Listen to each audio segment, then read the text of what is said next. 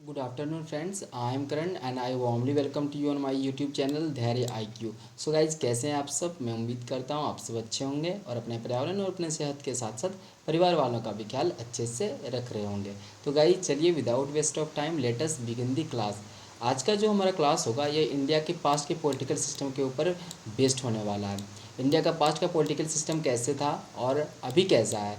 India का जो democracy हम लोग आज फॉलो करते हैं, इंडिया का जो डेमोक्रेसी है उसकी बनने की शुरुआत कहीं ना कहीं 1773 में ही शुरुआत हो गई थी। ओके, तो उसके बारे में हम लोग आज जानेंगे। तो चलिए आगे बढ़ते हैं। लेकिन उससे पहले मैं आप लोगों को गाइज बताना चाहूँगा कि ईस्ट इंडिया कंपनी क्या है और वो ईस्ट इंडिया कंपनी भारत में क्यों आई थी और आकर उसने क्या क्या किया उसके बारे में चलिए हम लोग जानते हैं। ईस्ट इंडिया कंपनी भारत में सबसे पहली बार सूरत में आई थी, गुजरात के सूरत में आई थी और उसने सबसे पहली बार अपना दुकान दिया। ब्रिटेन की एक कंपनी थी जो भारत में आई थी काम करने के लिए, ट्रेडिंग करने के लिए आई थी और सूरत में सबसे पहली बार उसने अपना दुकान खोला, अपना कारखाना लगाया और वहीं से वो ट्रेडिंग करने लगा। जब धीरे धीरे वो 1600 ईस्वी से ट्रेडिंग करना शुरुआत किया तो क्या किया उसने अपने आसपास के लोकेलिटीज़ को कैप्चर करना शुरुआत कर दिया। आसपास के जब सराउंडिंग एरियाज़ को वो कैप्चर करने लगा तो क्या हुआ कि धीरे धीरे कंपनी की रियासतें बड़ी होने लगी, कंपनी का टेरिटरी बड़ा होने लगा और वो जब बड़ा हो गया तो धीरे धीरे करके छोटे मोटे राजाओं थे उनको हरा दिया उन्होंने, उन सबसे उनके स्टेट को कॉन्कर कर लिया, जीत लिया। और जो राजा नहीं जीते उनके साथ वॉर करना पड़ा और वॉर में राजा को हरा दिया, राजा को डिफीट का सामना करना पड़ा। जिसके जैसे कि बहुत सारा वॉर हुए थे, जैसे भी दो मेजर वॉर मैं आप लोगों को बता दूं। प्लासी का वो वॉर हुआ था 1757 में और एक बक्सर का हुआ था जो हिस्ट्री की क्लास में आप लोगों को पढ़ाया जाता होगा। अगर नहीं करते होंगे तो हिस्ट्री की क्लास में आप लोगों को पढ़ाऊंगा, देन उसमें मैं आप लोगों को बता दूंगा। जब गाइस ईस्ट इंडिया कंपनी धीरे धीरे इंडिया में सारे बड़े बड़े टेरिटरी को एनेक्स करके उस पर रूल करने लगा तो क्या हुआ, वो इंडिया की बड़े से पॉपुलेशन को टैकल नहीं कर पा रही थी, उस पर अच्छे से रूल नहीं कर पा रही थी। कहीं कहीं बहुत बदतमीजी से पब्लिक से पेश आ रही थी, कहीं की पब्लिक को बहुत हैरास किया जाता था, उन्हें स्लेब की तरह ट्रीट किया जाता था। ये कि ह्यूमैनिटी के पर्सपेक्टिव से बहुत ही शर्मनाक घटना हुआ करती थी। पहले पहले बहुत ज़्यादा डिस्क्रिमिनेशन होता था on the basis of caste, sex, religion. इन सब बेसिस पर बहुत डिस्क्रिमिनेट किया जाता था इंडियन पीपल को। ओके, तो इन सब जो इलीगल तरीके से इंडिया पर रूल कर रही थी ईस्ट इंडिया कंपनी को, और थोड़ा सा लगाम लगाया गया ब्रिटेन की गवर्नमेंट के द्वारा। अब उसने ब्रिटेन की गवर्नमेंट ने क्या किया गाइज, आप लोगों को पता होगा, अगर किसी देश की एक कंपनी दूसरे देश में जाकर रूल करने लगी है तो उस देश के गवर्नमेंट को तो पता चलना ही था। तो ब्रिटेन की गवर्नमेंट को जब पता चला कि ईस्ट इंडिया कंपनी भारत में जाके रूल कर रही है तो उसने ईस्ट इंडिया कंपनी पर पैनी नज़र रखनी शुरुआत कर दी। जब ब्रिटेन की गवर्नमेंट ने ईस्ट इंडिया कंपनी पर नज़र रखने लगा तो उसने पाया कि एक इलीगल तरीके से और बहुत ही गंदे तरीके से रूल कर रहा है ईस्ट इंडिया कंपनी भारत में। और कंपनी क्या कर रहा है कि अपने ही प्रॉफिट के बारे में ज़्यादातर सोच रहा है, इससे इसी गवर्नमेंट को कोई फ़ायदा नहीं रहा है। जिस कारण क्या हुआ कि ब्रिटेन को गवर्नमेंट को आता है गुस्सा और वो कर देते हैं ब्रिटेन की पार्लियामेंट में एक बिल पास जिसका नाम होता है रेगुलेटिंग बिल। अब वो रेगुलेटिंग बिल कैसे एक्ट बनता है उसके बारे में चलिए हम लोग जानते हैं। ये जो गाइज महान बुद्धिजीवी लोग आप लोगों को दिख रहे हैं, ये हैं ब्रिटेन की पार्लियामेंट के पॉलिटिशियंस। ये लोग वहाँ पर 1772 में एक एक्ट पास करते हैं, बिल पास करते हैं, सॉरी, बिल पास करते हैं जिसका नाम होता है रेगुलेटिंग बिल। ओके, और रेगुलेटिंग बिल 1772 में इंट्रोड्यूस किया जाता है। साल भर का टाइम पीरियड के बाद वो इम्प्लीमेंट किया जाता है ईस्ट इंडिया कंपनी के ऊपर, जिसके थ्रू वो ईस्ट इंडिया कंपनी पर लगाम कसती है। वो इम्प्लीमेंट आया 1773 में हुआ, इसलिए हम लोग रेगुलेटिंग एक्ट ऑफ 1773 इसे कहते हैं। ओके गाइस, 1773 का रेगुलेटिंग एक्ट कहते हैं। रेगुलेटिंग का मतलब क्या होता है, रेगुलेटिंग का मतलब होता है कि रेगुलेट करना, किसी भी चीज़ को हम लोग चलाना, सुचारू रूप से चलाना, उसे रेगुलेटिंग एक्ट। आप लोग गाइस समझ गए होंगे कि रेगुलेटिंग एक्ट इंडिया को, ईस्ट इंडिया कंपनी को रेगुलेट करने के लिए, उसको चलाने के लिए, उस पर लगाम कसने के लिए 1773 में एक्ट को लाया गया था। यह एक सबसे पहला फेज था जहां से ब्रिटिश ईस्ट इंडिया कंपनी के ऊपर ब्रिटेन की गवर्नमेंट कंट्रोल करने लगी। यही वो फेज था जहां से हम लोग कह सकते हैं कि इंडिया में एक पॉलिटिकल सिस्टम इस्टाब्लिश होने की शुरुआत थी। इसलिए रेगुलेटिंग एक्ट को सबसे पहला एक्ट कहा जाता है भारत में। ओके गाइज, तो भारत में इंट्रोडक्शन हुआ था इसका 1773 में, यहीं से इंडिया में रूलिंग करने लगा एक नियम और कानून के दायरे में रहकर ईस्ट इंडिया कंपनी या फिर ब्रिटेन की गवर्नमेंट भारत पर रूल करने लगी। ओके गाइज, यहाँ तक क्लियर है। यहाँ पर वही सारी बातें जो मैंने आप लोगों को बताया कि ब्रिटेन की गवर्नमेंट को एक एक्ट की नीड हुई, जिसके चलते ही ईस्ट इंडिया कंपनी के ऊपर लगाम कसी गई, जो रेगुलेटिंग एक्ट था 1773 का।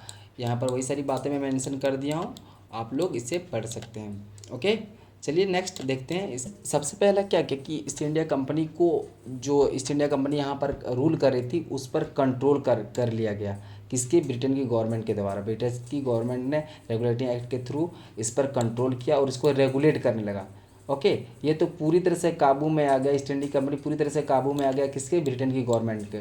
और ब्रिटेन की गवर्नमेंट खुद इसको चलाने लगी कि ब्रिटेन की गवर्नमेंट जैसे चाहेगी वैसे यहाँ पर रूल, नियम, कायदे, कानून लागू करेगी भारत में रूलिंग करने के लिए। ओके, यह ब्रिटिश की पार्लियामेंट के द्वारा किया जाना था, इसलिए ब्रिटेन की पार्लियामेंट मैंने यहाँ लिखा है। ओके गाइज, ब्रिटेन गवर्नमेंट, अब ब्रिटेन गवर्नमेंट बोल सकते हैं, बट गवर्नमेंट तो आती जाती रहती है, पार्लियामेंट आता जाता नहीं रहता है। पार्लियामेंट में ही बिल पास हुआ तो पार्लियामेंट में लिखा है। ओके गाइज, तो उसके बाद इस एक्ट ने और क्या क्या करा? इस एक्ट ने फर्स्ट ऑफ ऑल क्या किया इस रेगुलेटिंग एक्ट ने कि जो बंगाल टेरेटरी थी, बंगाल की टेरेटरी की गवर्नर जो थी जो बंगाल का जो गवर्नर था उस पोस्ट पर बदलाव लाया। उस पोस्ट का पहले नाम बदल दिया, नाम बदल कर क्या कर दिया गया? गवर्नर ऑफ बंगाल को उसको कर दिया governor general of Bengal. Okay, governor general of Bengal, GGOB इसे कहा जाने लगा 1773 से। 1773 से गवर्नर ऑफ बंगाल को गवर्नर जनरल ऑफ बंगाल कहा जाने लगा। इसमें सिर्फ जी को एडिट किया है। ओके, जी को ऐड किया है और कुछ नहीं किया, जनरल बीच में डाल दिया है, बाकी सब वैसा ही है।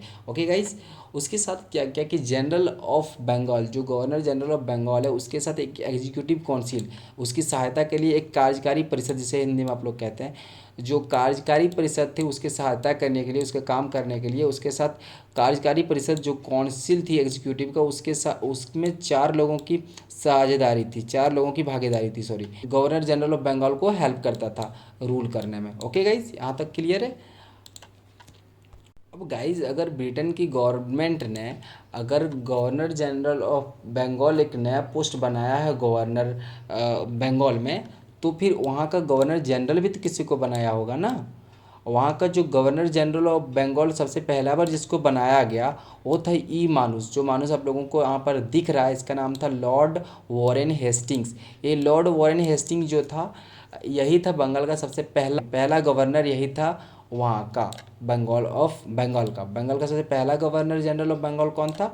ये लॉर्ड वॉरेन हेस्टिंग्स था। इसे लॉर्ड कहने की ज़रूरत नहीं है, आप इसे WH कहिए, वॉरेन हेस्टिंग्स कहिए। ओके गाइज, यहाँ तक क्लियर है? चलिए नेक्स्ट देखते हैं।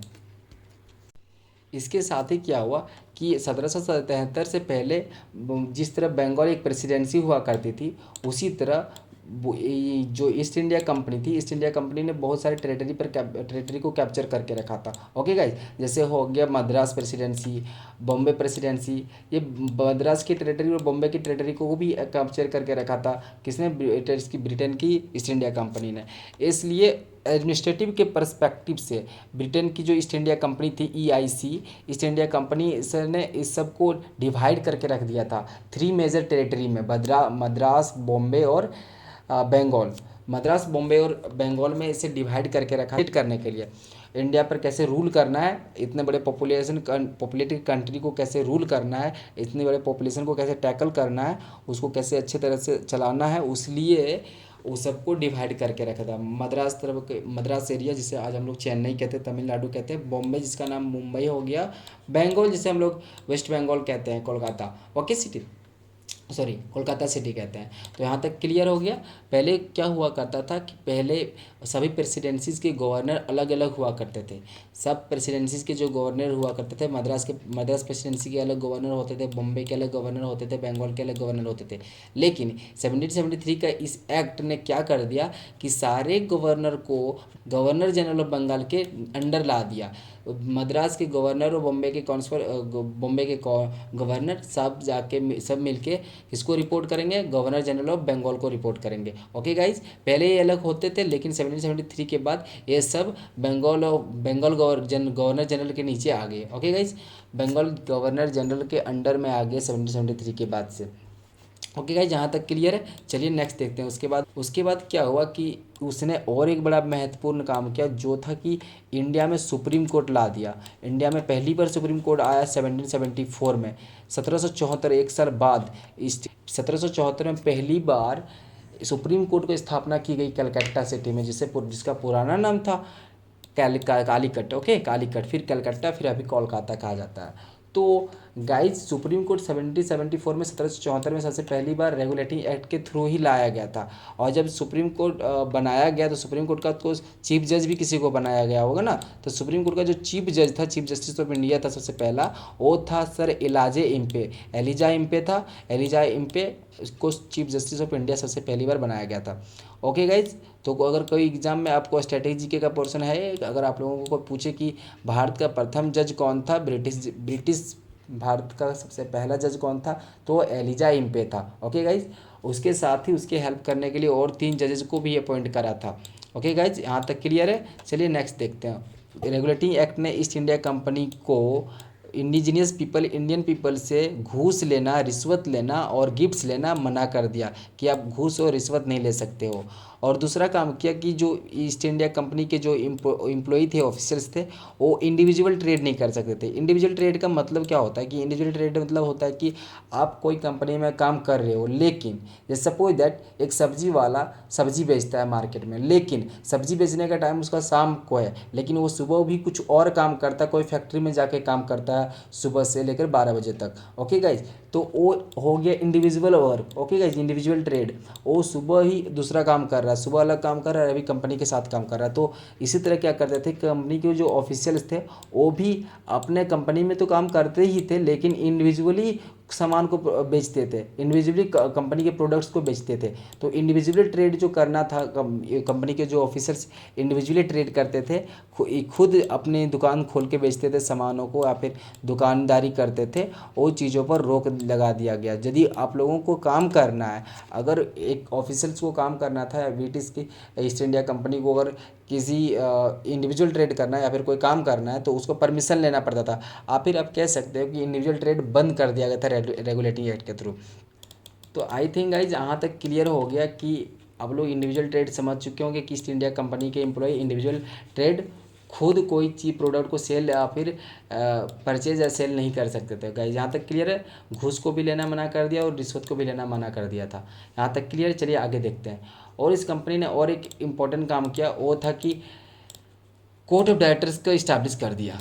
कोर्ट ऑफ डायरेक्टर क्या है, चलिए मैं आप लोगों को बताता हूँ। कोर्ट ऑफ डायरेक्टर जो है वो एक कमेटी थी। ब्रिटेन की गवर्नमेंट ने जब रेगुलेटिंग एक्ट को बनाया तो एक्ट बनाते ही एक कमेटी उसने बनाया, उसका नाम था कोर्ट ऑफ डायरेक्टर। इस कमेटी का क्या काम था कि इस कमेटी का पूरा काम था कि ब्रिटेन की जो कंपनी थी ईस्ट इंडिया कंपनी, उसको कंट्रोल करना, उस पर पैनी नज़र रखना कि वो क्या पुराने हरकतों से फिर तो काम नहीं कर रहा है, पुराने तरीक़ों से तो काम नहीं कर रहा है, कंपनी सही तरीके से रूल कर रही कि नहीं, ये सब चीज़ों पर नज़र रखना कोर्ट ऑफ डायरेक्टर्स का काम था। ओके गाइस, यहाँ तक क्लियर है।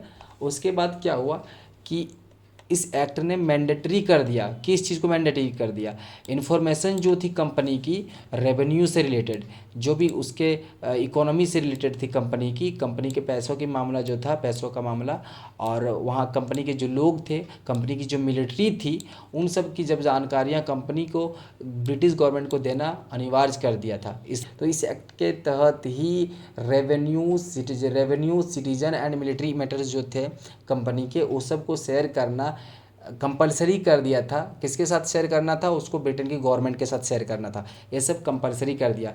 गाइज मैं आप लोगों को एक फैक्ट बताता हूँ कि अगर कोई कंट्री या फिर कोई इंसान या फिर कोई संस्थान कि अगर उसके रेवेन्यू से रिलेटेड बातें, ओके गाइस, इकोनॉमी से रिलेटेड बातें, और दूसरा कि उसके सिटीजन से, उसके लोगों के बारे में की जानकारी है, उनके लोगों के डाटा, और उनकी मिलिट्री से ज़्यादा उनके डिफेंस की बातें, सपोज दैट इंडिया की इकोनॉमी की बातें अगर दूसरे देश को पता चल जाए, या फिर इंडिया के सिटीजन की सारे डाटा दूसरे देशों में चला जाए, या फिर इंडिया के मिलिट्री के बारे में ये बातें किसी दूसरे देश को पता चले, then India, I think India will be captured by other country, ऐसा हो सकता है। पता है गाइज, ये तीनों ना आप बोल सकते हो बहुत ही प्रीशियस थिंग्स होते हैं।